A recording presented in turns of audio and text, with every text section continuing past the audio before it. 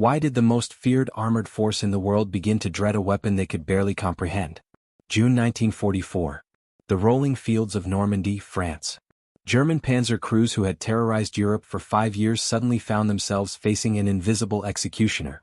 A weapon that struck without warning. A weapon that turned their impenetrable steel fortresses into burning coffins. A weapon so revolutionary that many crews died never understanding what killed them. This is the story of the tank killer that changed armored warfare forever, and the German tankers who learned to fear the skies above them more than any enemy on the ground. To understand this fear, we must first understand who these men were. By the summer of 1944, German tank crews represented the elite of the Wehrmacht. Many were veterans of the Eastern Front, survivors of Kursk, Stalingrad, and countless smaller engagements. They commanded the most sophisticated armored vehicles ever built, the Panther OSV, the Tiger I, and the devastating King Tiger. These machines mounted 75mm and 88mm guns that could destroy Allied Sherman tanks from over 2,000 yards away. Oberstfreiter Klaus Hartmann commanded a Panther tank in the 12th SS Panzer Division Hitlerjugend. His crew had knocked out 14 Soviet T-34s during the retreat from Ukraine. His gunner, Friedrich Weber, could identify enemy armor at 3 kilometers. His driver, Hans Müller, could navigate bomb-cratered roads at night without lights. They were professionals. They were survivors. But Normandy was different. The strategic situation facing German armor in June 1944 was desperate. Following the Allied landings on D-Day, Panzer divisions were being rushed from across France to contain the beachhead. The Hitlerjugend Division, along with Panzer Lehr and the 21st Panzer Division, formed the armored spearhead of the German counterattack. But something was hunting them. Allied air superiority over Normandy was absolute. The Luftwaffe had been decimated. German tanks could only move at night or in the dense morning fog that occasionally blanketed the Bocage country. Even then they weren't safe. June 13, 1944. 0530 hours. Hartmann's Panther sat concealed beneath a cluster of ancient oak trees near the village of Villers-Bocage. The morning fog was beginning to lift. "We heard them before we saw them," Hartmann would later recall in Soviet captivity. A sound like tearing canvas. Then nothing. Then the screaming. What Hartmann heard was the Hawker Typhoon, a British fighter-bomber that would become the angel of death for German armor in Normandy. The Typhoon carried a weapon that defied everything tank crews understood about combat, the RP-3 rocket. 8 of these 3-inch rockets hung beneath each aircraft's wings. Each rocket weighed 60 pounds and carried a 25-pound armor-piercing warhead traveling at over 1,000 feet per second. But here's what made them truly terrifying. German tank crews had no defense against them. Tank doctrine from 1939 to 1943 focused on 3 threats: enemy armor, anti-tank guns, and infantry with Panzerfausts. Crews trained to identify targets on the horizontal plane, threats at ground level. They scanned treelines for the muzzle flash of anti-tank guns. They watched for infantry in buildings. They feared the open field where enemy tanks might appear on the horizon. No one had taught them to fear the sky. By 1,000 hours on June 13, the fog had burned away completely. The weather was clear, visibility unlimited. For Allied pilots, it was a perfect hunting day. Squadron leader John Baldwin of No. 198 Squadron RAF lifted off from Forward Airfield B-7 at Martragny at 1,035 hours. His flight of 4 Typhoons carried 32 rockets between them. Their mission: armed reconnaissance along the Canvillers-Bocage road. Their orders: find and destroy German armor. At 1,112 hours, Baldwin spotted them. Tally-ho. Panzers at 2 o'clock in the tree line. Count 4, no 5 targets. Preparing to attack. Hartmann's crew sat motionless beneath their camouflage netting. They had heard aircraft engines, high-altitude bombers passing overhead were common. But these engines sounded different. Lower. Closer. And getting closer still. "We couldn't see them clearly through the trees," Hartmann recalled. "But we could hear them diving. That sound, like a scream mixed with thunder, it's impossible to describe unless you've heard it." The Typhoon's Napier Sabre engine produced 2,200 horsepower and a distinctive howl during a dive attack. It was a sound that would haunt German tankers for the next 11 months. At 1,114 hours, Baldwin's wingman, Flying Officer Robert Harrington, rolled into his attack dive. Airspeed, 380 miles per hour. Altitude, 4,000 feet and descending rapidly. Target: a Panther tank attempting to reverse deeper into the woods. The RP-3 rockets fired in rippling salvos. The weapon system was notoriously inaccurate. A Typhoon pilot had perhaps a 10% chance of scoring a direct hit on a tank-sized target. But with 8 rockets per attack run, the odds improved dramatically. Hartmann watched the first salvo miss. Rockets impacted the earth 50 yards to his left, throwing geysers of dirt and shattered trees into the air. The concussive force rocked his 45-ton Panther on its suspension. "Fire the guns." Hartmann screamed to Weber. "Shoot at them." Weber traversed the turret skyward and fired the Panther's 75mm KWK-42 gun uselessly into the air. The shell exploded harmlessly at 4,000 feet. The machine guns chattered, tracers arcing into the empty sky. It was desperation, the action of men who needed to do something, anything even if it was futile. The second Typhoon dove. More rockets. Closer this time. The noise was overwhelming, Hartmann remembered. The aircraft engines, our own guns, the explosions. Men were shouting over the intercom, but I couldn't understand them. I think I was shouting too. At 1,116 hours, the third rocket salvo found its mark.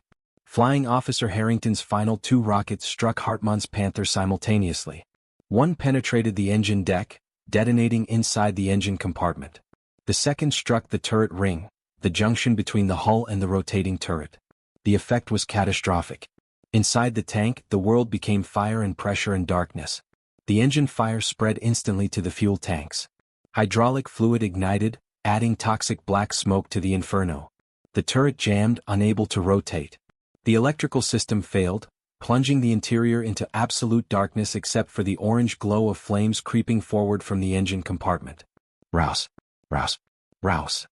Hartmann screamed. "Get out! Get out! Get out!" But getting out of a burning Panther was easier said than done. The driver's hatch was jammed.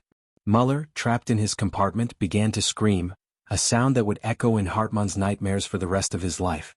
The turret crew had 2 escape routes, the commander's cupola and the loader's hatch. In the smoke and darkness and panic, men fought each other to reach them. Hartmann hauled himself through the commander's cupola and rolled off the turret. He hit the ground hard, winded, bleeding from a gash on his forehead. Behind him, Friedrich Weber emerged from the loader's hatch, his uniform on fire. He rolled in the dirt, trying to extinguish the flames. The radio operator, 17-year-old Gunther Schmidt, never made it out. Neither did Hans Muller. The Panther burned for 40 minutes.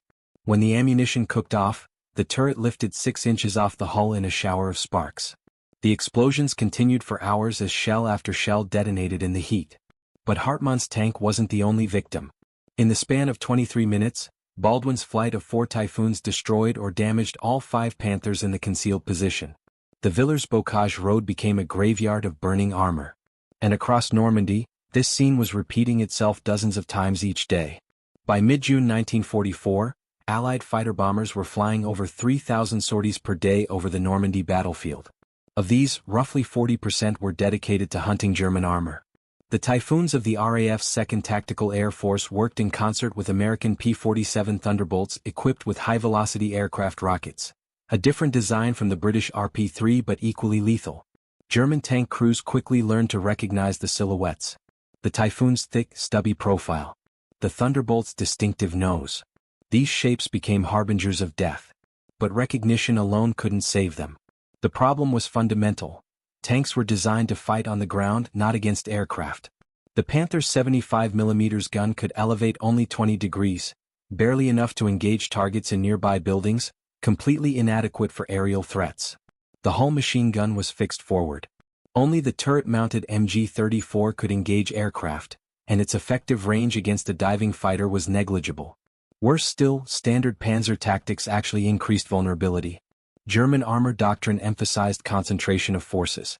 Panthers and Tigers moved in company and battalion-strength formations to maximize their devastating firepower against Allied armor. But these concentrations were exactly what Allied pilots hunted for. A single tank hidden in a hedgerow might escape notice.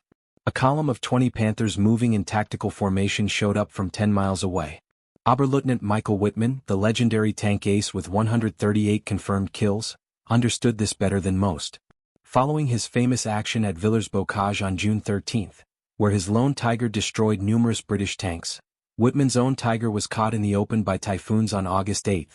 The most successful tank commander in history died when rockets penetrated his Tiger's thinner top armor. He never saw his killers.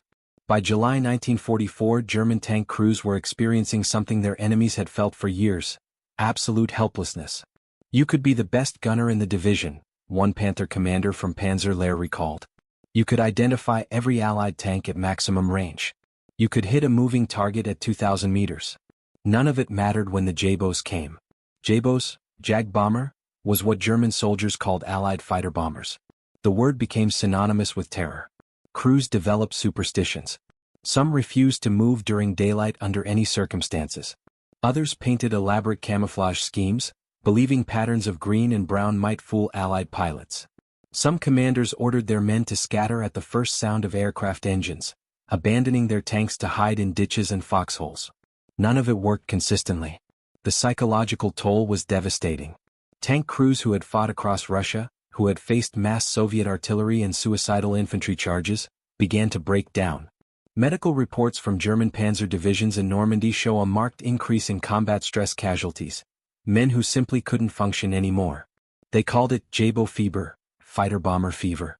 The symptoms included severe anxiety, inability to sleep, violent flinching at any aircraft sound, and in extreme cases, complete catatonia. These were not cowards. These were men who had been pushed beyond the limits of human endurance by a threat they couldn't comprehend or counter. But even in the depths of this crisis, some German units found ways to adapt and survive. The turning point came not from new technology or tactics from high command, but from desperate innovation at the unit level. Tank crews who survived their first encounters with Allied rockets began to develop unofficial countermeasures. The most effective was simple: dispersion and camouflage discipline. Hauptmann Ernst Barkmann, commander of a Panther in the 2nd SS Panzer Division Das Reich, pioneered what he called the ghost method. His tank would never stop in the open.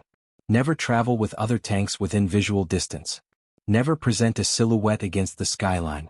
We moved from shadow to shadow, Barkmann wrote after the war. Like partisans, not panzer soldiers. We abandoned everything we had learned about armored warfare and adopted the tactics of hunted animals. When his Panther had to cross open ground, Barkmann waited for weather. Rain, fog, twilight. His crew became expert at reading cloud conditions. A low overcast at 800 feet meant safety. Typhoons needed clear skies for their diving attacks. Barkmann survived the Normandy campaign and destroyed 9 Allied tanks. A remarkable achievement given that most German armor in Normandy never engaged enemy tanks at all. They were destroyed by rockets before ever seeing ground combat. Other crews took different approaches. Some commanders ordered immediate button-up whenever aircraft were heard, sealing all hatches and relying on the tank's armor to protect them. This worked against strafing runs but offered no protection against rocket strikes.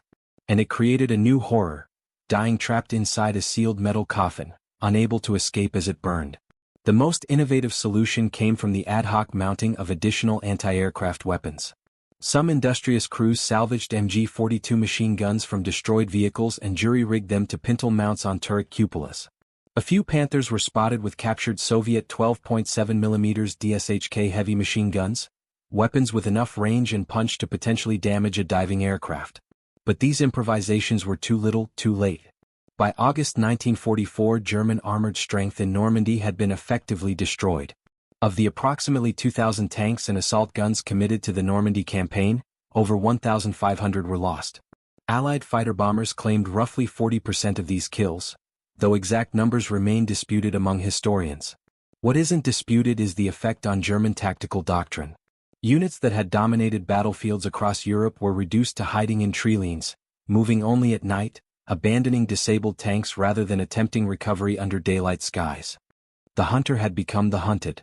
Yet even as German tank crews in France were being decimated, the weapon they feared was being systematically misunderstood by everyone. Post-war analysis revealed a startling truth: the RP-3 rocket was far less effective than anyone believed during the battle.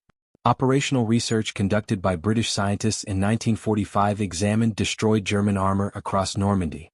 Their conclusion was shocking. Of the tanks attributed to Typhoon rocket strikes, only about 10% showed actual evidence of rocket penetration. The rest had been destroyed by other means: tank fire, anti-tank guns, mines, or were simply abandoned by their crews. So if the rockets weren't actually killing tanks at the rate everyone thought, why did German crews fear them so much? The answer lies in psychology, not physics. The RP-3 was a terror weapon. Its effectiveness wasn't measured in armor penetration but in psychological impact. The screaming dive, the rippling rocket launches, the massive explosions, the complete inability to fight back effectively.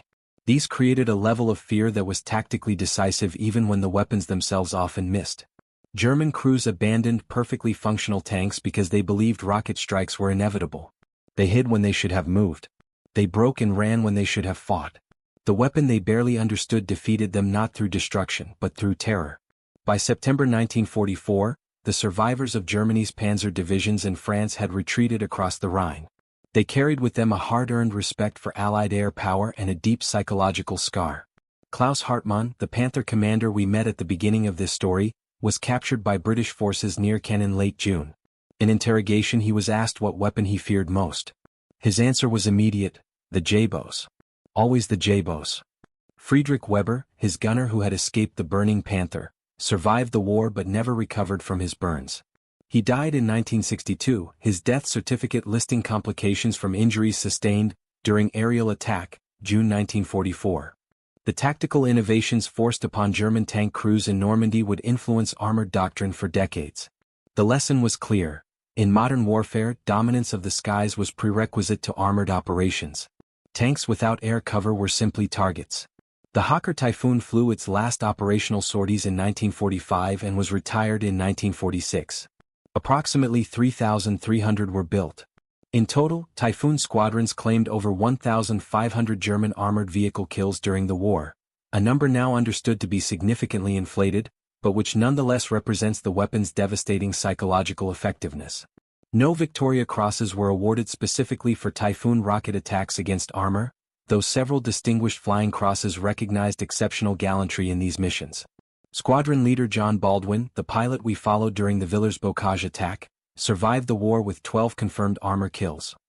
He returned to civilian life as a schoolteacher in Surrey and rarely spoke of his wartime service. The RP-3 rocket itself was crude and inaccurate. By modern standards it was primitive, but it didn't need to be sophisticated to be effective. It needed only to be terrifying. And it was. The German tank crews who faced the Typhoons in Normandy had been trained to fight the last war. They understood armor thickness and gun calibers. They knew tactics and formations. They were professionals in a profession that had suddenly changed beneath them. They feared the RP-3 rocket not because they understood it, but precisely because they didn't. It represented something new and unknowable: death from a dimension they couldn't defend against, delivered by an enemy they couldn't even see until it was too late. In the end, the weapon that German tank crews barely understood taught the world a crucial lesson about modern warfare. The greatest weapon isn't always the most powerful. Sometimes, it's simply the one your enemy can't comprehend how to fight. The clash at Sakinichi was just one brutal episode in the vast, inhuman struggle that was the Eastern Front. It is a story that reminds us that warfare drives innovation to its most desperate and terrible extremes, blurring the lines between advanced technology and ancient, primal fear. This was just one of countless untold stories from the Second World War. Subscribe to World War II Vault as we continue to bring these forgotten chapters of history back to life.